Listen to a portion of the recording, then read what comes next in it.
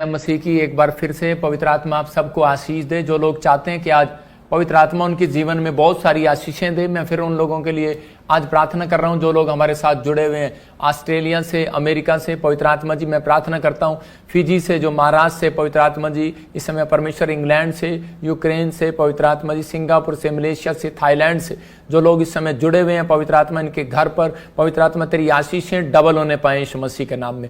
और हर एक आशीष पवित्र आत्मा जी इनके बच्चों के ऊपर आने पाए, पवित्र आत्मा इनके घर में शांति का वरदान आने पाए, पवित्र आत्मा ब्लेसिंग दे यीशु मसीह के नाम में, आमीन। क्या आप चाहते हैं कि परमेश्वर आपके घर में शांति का वरदान दे? कितने लोग चाहते हैं कि पवित्र आत्मा आपके घर में शांति का वरदान दे? बहुत सारे लोग नहीं समझते, जब हम प्रार्थना ही करते हैं तो उसके बाद आपके जीवन में बहुत सारी आशीषें खुलती हैं, बहुत सारे ब्लेसिंग स्वर्ग से रिलीज करता है परमेश्वर। क्या आप तैयार हैं पवित्र आत्मा की आशीष को लेने के लिए?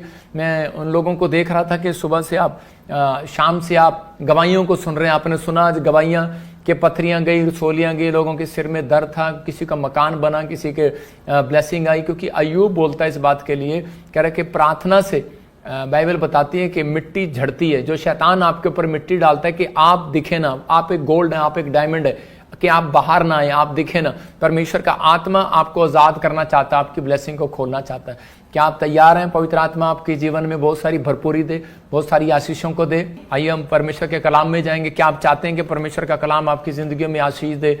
बहुत सारे लोग चाहते हैं कि परमेश्वर मुझे आशीषें दे, और बहुत सारे लोग जो हैं स्वर्ग जाना चाहते हैं। लेकिन याद रखना, एक शराबी व्यक्ति को भी पूछ लो तुझे स्वर्ग जाना है, तो वो ये कहेगा कि हाँ मुझे स्वर्ग जाना है, मुझे स्वर्ग जाना है, मुझे स्वर्ग जाना है। ये नहीं कहेगा कि मैं शराब छोड़ दूं। लेकिन प्रभु का आत्मा आज आपको बता रहा है कि वचन है, आज का टॉपिक है स्वर्ग का मुकुट किसको मिलेगा। बाइबल बताती है उस बात के लिए कि स्वर्ग का मुकुट उस व्यक्ति को कभी नहीं मिलेगा जो लालच करता है। आज का हमारा टॉपिक है कि स्वर्ग का मुकुट किसको मिलेगा। स्वर्ग का मुकुट कह रहा है कि स्वर्ग का मुकुट उसको मिलेगा, कह रहा है कि जो किसी तरह का लालच नहीं करेगा। 3 तरह के पाप आपको स्वर्ग से आशीष पाने से रोकते हैं। बाइबल बताती है इस बात के लिए, वो आप लिख सकते हैं।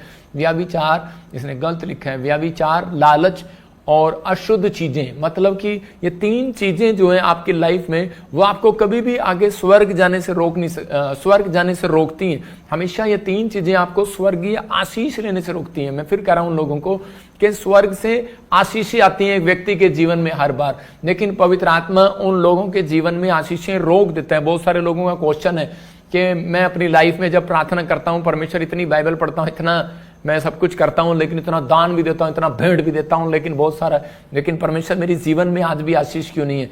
तो ये बात आप लिख लें। 3 तरह के पाप आपको स्वर्ग से आशीष पाने के लिए रोकते हैं। मतलब कि ये हम बहुत बार जो है नशे में पड़े रहते हैं, लालच में पड़े रहते हैं, लेकिन बहुत सारे लोगों को नहीं मालूम, जो लालच से दूर रहेगा स्वर्ग का मुकुट उसको मिलेगा, स्वर्ग की आशीषें उसको मिलेगा। नशा आपकी जिंदगियों में, मैं कह रहा हूं कि जब तक अगर रहेगा तो आप अपनी लाइफ में कभी भी परमेश्वर से आशीष नहीं पा सकते, क्योंकि शैतान जो है यही चाहता है कि मैं इन लोगों को कैसे गिराऊं। हम पढ़ते हैं बाइबल के अंदर भजन संहिता 4:3, हम पढ़ेंगे, देखो क्या लिखा भजन संहिता 4:3 में। हाँ देखें क्या लिखा। बाइबल कहती है कि परमेश्वर स्वर्ग उस व्यक्ति को देना चाहता है, कह रहे कि जो लोग अलग रहने, पाप से अलग रहना सीख जाएगा। कह रहा है यह जान रखो कि यहोवा ने भगत को अपने लिए अलग कर रखा है, जब मैं यहोवा को पुकारूंगा तब वह सुन लेगा। दाऊद बोलता है इस बात के लिए कि मैं जानता हूं कि परमेश्वर ने मुझे अलग कर रखा है। मतलब उसके दोस्त बोलते होंगे तू हमारे जैसा क्यों नहीं है, उसके रिश्तेदार बोलते होंगे तू हमारे जैसा क्यों नहीं है, लेकिन वो बोलता है कि नहीं, मसीह लोगों का जीवन ऐसा ही होना चाहिए कि जब तक आपको लोग ना बोले कि यार तू हमारे साथ संगति में क्यों नहीं बैठता, यार तू हमारे साथ पहले शराब पीता था अब क्यों नहीं आता, तो इसका मतलब कि आपके अंदर पवित्र आत्मा की प्रेजेंस आ गई और परमेश्वर आपसे खुश है। और बाइबल बताती है कि स्वर्ग का मुकुट आपसे दूर नहीं है, बहुत जल्दी आपको परमेश्वर देना चाहता है। वो स्वर्ग की आशीष आपको देना चाहता है, वो बरकत की आशीष आपको देना चाहता है। लेकिन हम कई बार जो है वो परमेश्वर से आशीष लेने के लिए कई बार हम सोचते हैं कि शायद पता नहीं परमेश्वर मेरी जिंदगी में काम करेगा या नहीं करेगा, मुझे आशीष मिलेगी या नहीं मिलेगी। आदमी बोलता था, एक आदमी था, वो बोलता था बार बार किसने देखा स्वर्ग, किसने देखा नरक। मतलब आज बहुत सारे लोग विश्वास नहीं करते स्वर्ग और नरक के बारे में। वो लोग बोलते हैं किसने देखा स्वर्ग, किसने देखा नरक, तो हम इन चीजों में हम पढ़ेंगे नहीं। लेकिन पवित्र आत्मा ने उसके जीवन में काम किया, उसको एक तकलीफ में लेकर गया। मैं आपको बताता हूँ, शैतान ने उसको एकदम से बहुत सारी तकलीफें दिया उस आदमी को। वो खाता था, पीता था, शराब पीता था, ऐशो आराम करता था। उसकी बहन उसके सामने मर गई, उसका भाई उसके सामने मर गया, उसका बच्चा जिस दिन उसके सामने मरा तो उसको उस दिन ठेस पहुंची और वो उस दिन संसार से अलग हो गया। और वो कहने लगा परमेश्वर के क्या बात है कि मैं परमेश्वर, मैं इतनी शराब पी रहा हूं, इतना कुछ कर रहा हूं, लेकिन मेरे को पता ही नहीं था कि जीवन थोड़े दिन का है। उसके सामने सामने जवान भाई बहन मर गए, उसके सामने सामने जवान बच्चा मर गया, कुछ नहीं हुआ, कोई शराब नहीं पीता था, कुछ नहीं करता था। लेकिन उसी समय परमेश्वर ने उससे बात किया, उसने कहा कि मैंने तेरे ऊपर दया किया है, अपने मुकुट को संभाल कर रख और उसी समय अपने कैरेक्टर को संभाल कर रख। मैं कह रहा हूं कि परमेश्वर आज भी आप लोगों के ऊपर कहता है कि वो मुकुट देना चाहता है। कह रहा है लेकिन किस व्यक्ति को आशीष मिलेगा जो अपने मुकुट को कह रहा है कि अपने मुकुट को संभाल कर रखेगा, अपने कैरेक्टर को छीनने नहीं देगा। कहता आपको परमेश्वर ने स्वर्ग का मुकुट, कह रहा धरती पर आशीष का, शांति का, कह रहा है धन का, बरकत का, अच्छी सेहत का, स्वास्थ्य का आपके ऊपर मुकुट दिया हुआ है। लेकिन आपको उस मुकुट को पकड़ना है। हम बाइबल में देखते हैं प्रकाशित वाक्य 3:11 में क्या लिखा, वहां पर लिखा क्लियर, कह रहा है कि अगर जो कोई परमेश्वर से स्वर्ग का मुकुट पाना चाहता है तो कह रहा है कि वो अपने आप को रोके रहे। इसका मतलब परमेश्वर अपने लोगों को बताना चाहता है, कह रहा है कि मैं शीघ्र ही आने वाला हूं, जो कुछ तेरे पास है उसे थामे रहे कि कोई तेरे मुकुट को छीन ना ले। मतलब परमेश्वर का आत्मा अपने लोगों से बात कर रहा है, कहता है कि कोई तेरे मुकुट को छीन ना ले, लेकिन मैं कहता है कि बहुत जल्दी आने वाला हूं संसार के अंदर। लेकिन डिपेंड करता है कि आप कितनी देर तक, कहता है कि परमेश्वर आशीष देना चाहता है, इस साल भी देगा, अगले महीने भी देगा। हो सकता है आपके पास बच्चा ना हो सकता है आपके पास नौकरी ना हो, कोई चंगाई ना हो, कोई आशीष ना हो आपके घर में, कोई घर में कोई टीवी ना हो, कोई फ्रिज ना हो, कोई भी घर ना हो, किराए के मकान पर रहते हो। लेकिन पवित्र आत्मा आपसे बात कर रहा है, कहता है कि कह रहा है जो कुछ तेरे पास है उसे थामे रहे। मतलब जो कुछ आपके पास है उसे थामे रहो। आपके पास कहता है कि, लेकिन कहता है हो सकता है आपके पास कुछ नहीं है, लेकिन आप दूसरे को देखकर जलते रहते हैं। आप कहते हैं कि नहीं परमेश्वर इसको आपने ज्यादा दिया है, इसको बड़ी नौकरी दी है, इसको बड़ा अभिषेक दिया, इसको बड़ा कह रहा है कि प्रॉफिट का गिफ्ट दिया है, लेकिन प्रोफेसी का गिफ्ट दिया, लेकिन परमेश्वर मुझे कुछ नहीं दिया। हो सकता है आपके पास बड़ी बुद्धि हो, लेकिन आपके सामने वाले के पास बुद्धि ना हो और वो चिंता कर रहा हो, लेकिन परमेश्वर का आत्मा कह रहा है जो कुछ है तेरे पास उसमें संतुष्ट रहे, उसे रोके रहे। मतलब अपने दिमाग को, अपने विचारों को, अपने मन को कंट्रोल में कर, कहता है कि ताकि तेरा कोई मुकुट न छीन ले। इसका मतलब शैतान आपकी स्वर्गीय आशीष और धरती की आशीषों को, मुकुट जो है वो छीनना चाहता है। वो आपकी आत्मिक आशीष छीनना चाहता है, क्योंकि उसको मालूम है, कह रहा है कि अगर ये थोड़ी चिंता करेंगे, थोड़ी परेशानियों में जाएंगे, थोड़ी समस्या में जाएंगे, तो उसी समय कह रहा है कि ये परमेश्वर को छोड़ देंगे। और उसी समय अय्यूब के जीवन में जब चिंताएं दी, उसके 10 परिवार के लोग जब मर गए, उसके ऊंट मर गए, मैं कह रहा हूं उसके बैल मर गए, और उसी समय उसके फाइनेंस में जब प्रॉब्लम आ गया, उसकी पत्नी भी छोड़कर चली गई। मतलब आत्मिक होते होते भी वो एक संसारिक औरत बन गई।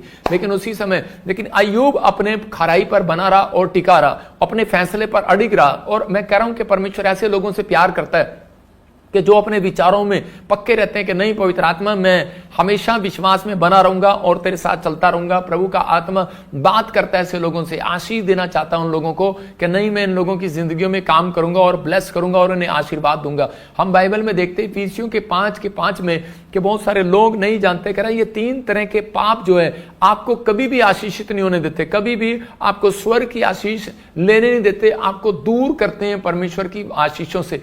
तो बाइबल बोलती है इफिसियों 5:5 में, क्योंकि तुम यह जानते हो कि किसी व्यभिचारी या अशुद्ध जन या लोभी मनुष्य को कह रहा कि स्वर्ग में मिरास नहीं है उसकी, स्वर्ग में मिरास, स्वर्ग में जगह नहीं है उसकी। लेकिन यहां पर तीनों को क्या कहा, लालच को सबसे बड़ा पाप क्यों बताया गया?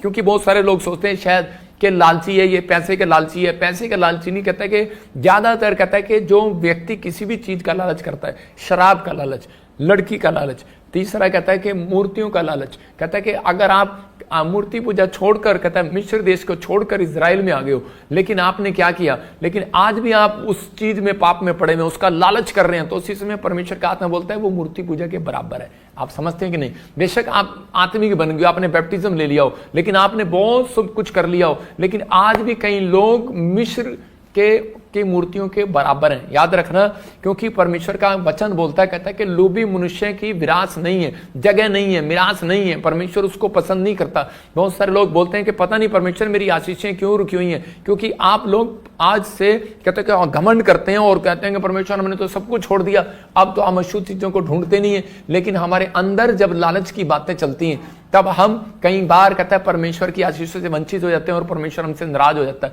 मैं बाइबल से बता रहा हूं कि याकूब की पत्नी लालच करती थी और उसके अंदर एक लालच भरा हुआ था कि वो अपनी लाइफ में जो राहेल थी उसको वो मूर्ति पूजा के देश से जुड़ी हुई थी और उसी समय उसके अंदर एक लालच था, क्योंकि उसकी मूर्तियों पर जो है वो गोल्ड की चीजें लगी हुई थी और जब वो गोल्ड की चीजें लगी हुई थी तो वो उसी समय वो भूल गई कि एक दिन के वो प्रेग्नेंट है। तो उस समय जब याकूब को उसके मामा लोबान ने पूछा, मतलब उसके राहेल के जब बाप ने पूछा कि वो मूर्तियां कहां पर हैं, कहता है कि तेरे कोई चुरा कर ले आया। और उसी समय वो इतना प्यार करती थी उनसे, मतलब सोने से, और उसी समय वो सोने की मूर्तियों को उसके साथ याकूब के साथ लेकर जाना चाहती थी जाते हुए अपने घर पर, अपने ससुराल में। लेकिन उस समय में उसने पूछा याकूब से कि वो मूर्तियां कहां पर हैं और तू चोरी करके लाया। तो उसी समय याकूब भी अपने आप को रोक नहीं पाया। मैं लोग बता रहा हूं कि उन बात के लिए कुछ बातें हमारे जीवन में, हमारे बोल हमें अशुद्ध करते हैं, कई बार हमारे मन के बहम हमें अशुद्ध करते हैं, कई बार हमारे विचार हमें अशुद्ध करते हैं। लेकिन यहां पर कह रहा कि इसकी जुबान ने, याकूब की जुबान ने उसकी पत्नी को शुद्ध कर दिया और कह रहा कि यहां पर नेगेटिव बोल दिया। और उसकी जब पत्नी के पास जब उसका बाप आया तो उसी समय वो क्या प्रेग्नेंट थी और वो अपनी साड़ी समेत उसके ऊपर बैठ गई, मूर्तियों के ऊपर। वो कहने लगी कि नहीं डैडी, यहां पर तो कोई मूर्ति नहीं है। तो उसी समय उसने कहा उठ, यहां देखने दे। उसने कहा मैं प्रेग्नेंट हूं, मैं उठ नहीं सकती। तो उसी समय वो छोड़कर चला गया। लेकिन एक झूठ और उसका लालच परमेश्वर को ने उसके ऊपर क्रोध किया इस बात के लिए। और उसी समय कहता है कि लेकिन कई बार जब हमारे जीवन में कोई नेगेटिव बातें आती हैं, बुरे विचार आते हैं या फिर कई बार खराब परिस्थितियां आती हैं, तो उसी समय हम अपने आप को रोक नहीं पाते और ये इतने गुस्से में आ गया। याकूब ने कहा, कह रहा कि जिसने भी कोई ये पाप किया हो, किसने भी तेरी मूर्तियों को चुराया हो, कहता है चोरी की हो, कहता है वो मर जाए। और उसी समय वो नहीं जानता था कि उसी की पत्नी वो मूर्तियां चुरा लाई है। और उसी समय थोड़े दिन के बाद जब उसने बच्चे को पैदा किया और पैदा करते ही वो औरत मर गई। लेकिन याकूब को बाद में समझ में आया कि मेरी पत्नी का लालच, कह रहे एक गोल्ड का लालच, कहते कि वो मूर्तियों का लालच, कहते उस मेरी पत्नी की जान ले गया। लेकिन बाद में वो शर्मिंदा हुआ, कहता कि मैं ऐसी परिस्थितियों में मैंने क्या किया। ऐसी परिस्थितियों में जब कोई बीमारी आती है, जो कोई कर्जा आता है, कोई बैड न्यूज आती है, तो उसी समय हम अपना भरोसा परमेश्वर से हटाकर हम उसी समय ऐसा ध्यान कर लेते हैं और नेगेटिव हो जाते हैं। और शैतान चाहता है इनके मुकुट को छीन ले, इनके विचारों को छीन ले, जो उन्होंने फैसला लिया है कि मैं अब गंदे विचार मुंह से नहीं बोलूंगा, मैं अब नेगेटिव बातें नहीं बोलूंगा, मैं अब पॉजिटिव रहूंगा, मैं अब बुरे विचार में नहीं जाऊंगा, बुरी संगति में नहीं जाऊंगा। तो वो आपको छीनना चाहता है उस चीज से जो आपने समर्पण किया, वो आपके समर्पण को छीनना चाहता है। जब आपने बैप्टिज्म लिया, अंगीकार किया, तो आपके अंगीकार को छीनना चाहता है। तो उसी समय उसने उससे छीन लिया और ऐसी परिस्थिति उसके सामने लाया कि उसने गुस्से में नेगेटिव बात बोली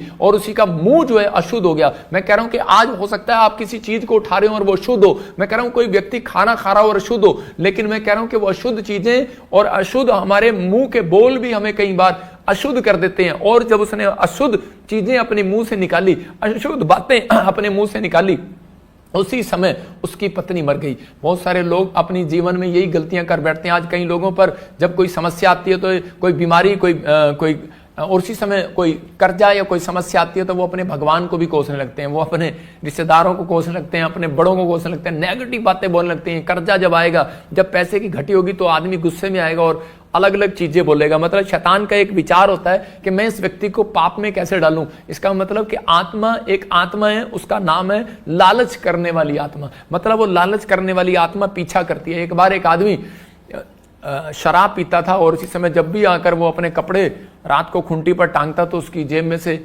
हजारों रुपए चोरी हो जाते। और उसी समय वो 2 बार 3 बार 4 बार देखा उसने। एक दिन वो तंग आ गया और कहने लगा, कहता जिसने मेरी कह रहे कि उसको इतना प्यार था पैसों से और उसकी पत्नी को भी इतना प्यार था पैसों से, और उसी समय उसकी पत्नी उसके पैसे निकाल लिया करती थी और वो अपने पैसों को लेकर शराब से इतना प्यार था, इतना लालच था उसको शराब का कि उसको शराब पीनी है।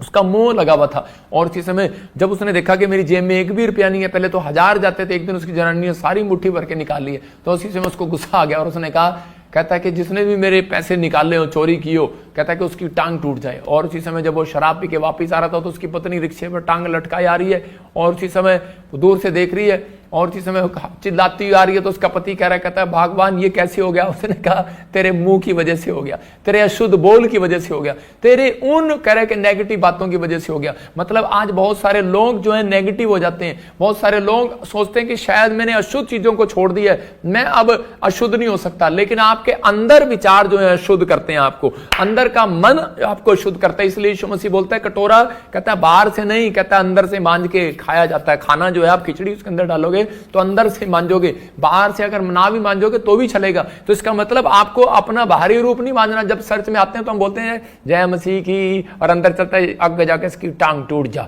मतलब अंदर ये चलता है। ऊपर से हमें क्या करना है कि जैसे अभी ये भी बड़ी अच्छी बैठी है सती सावित्री बन के, लेकिन ऊपर से अच्छी लग रही हो और अंदर से किसी से ईर्ष्या कर रही हो, लड़की से कोई जलन कर रही हो। मैं कह रहा हूं कोई भी आप ऐसी बातें कर रहे हो, लेकिन परमेश्वर का आत्मा वहां पर वास नहीं करता। याद रखना कि वो व्यक्ति कहता है कि कभी भी स्वर्ग की आशीषों को नहीं ले सकता, लेकिन आपको अपने मुकुट को संभाल कर रखना पड़ेगा। इसलिए पवित्र आत्मा चाहता है, कहता है कि आप अपने मुकुट को छीनने ना दें, अपनी आशीषों को छीनने ना दें। इसलिए क्योंकि उसको मालूम है, कह रहे मैंने इनकी आशीष को कैसे छीनना है, क्योंकि वो आपका मुकुट क्या है। मैंने फिर बताया आपका मुकुट है कि आपका खराई पर चलना, आपका सच्चाई पर चलना, आपका पवित्रताई पर चलना, आपका अड़े रहना और खड़े रहना, और आपका प्रार्थना करना, आपका एक लेवल से दूसरे लेवल पर जाना, कहता है कि आपका खराई है। कहता है कि जब आप करते हैं तो परमेश्वर का आत्मा कह रहा है कि आपकी जिंदगियों में लालच करने वाली आत्मा आपका पीछा नहीं करती। लेकिन अगर आपने अपने कैरेक्टर को, अपने मुकुट को संभाल कर रखा, अपने चरित्र को, आपका चरित्र आपका मुकुट होना चाहिए। मैं कह रहा हूं कि कोई ये नहीं कि सोने का मुकुट डाल लो और आपको कि देखो परमेश्वर ने मुझे मुकुट दिया।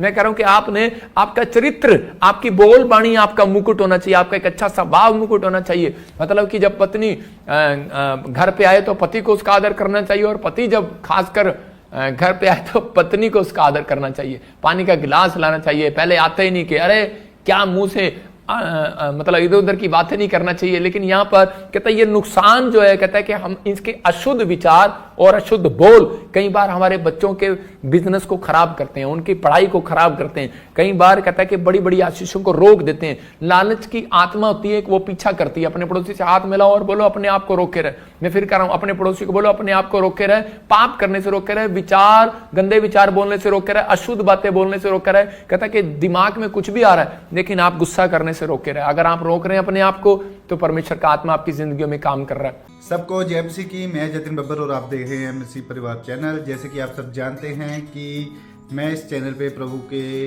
अलग अलग दासों की वीडियोस डालता हूं। तो अगर आपको हमारा चैनल अच्छा लगता है तो आप इस चैनल को ज़्यादा से ज़्यादा सब्सक्राइब जरूर करें, ताकि आप प्रभु के वचन को सुन सके। वीडियोस को ज़्यादा से ज़्यादा शेयर करें ताकि जिन लोगों तक वचन नहीं पहुंचा उन तक भी वचन पहुंच सके। सबको जय मसीह की। एक बार मैं आपसे दोबारा कहूँगा कि इस चैनल को सब्सक्राइब जरूर करें और वीडियोस को ज़्यादा से ज़्यादा शेयर करें। जय मसीह की।